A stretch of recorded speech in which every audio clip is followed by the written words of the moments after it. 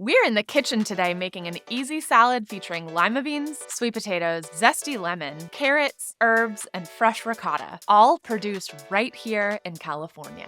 To make it, you'll need 16 ounces of cooked limas from either dried beans or frozen. While your beans cook, preheat the oven to 400 degrees. Peel and dice 2 medium sweet potatoes, toss them in a little California extra virgin olive oil, then roast for 25 to 30 minutes until tender and starting to gain a little color. Remove from the oven and let cool. While the potatoes are roasting, shave 4 to 5 medium carrots into thin ribbons and set them aside. Prepare the dressing by roughly chopping half a lemon. You can leave the peel on and add that to a jar or the bowl of a food processor. Toss in 2 cloves of garlic, 3 tablespoons of fresh dill, a generous pinch of salt and black pepper, a half teaspoon of whole grain mustard, and a half teaspoon of honey. Pour in 1/3 of a cup of olive oil and blend together until smooth and creamy. Taste and adjust the salt or lemon juice as desired.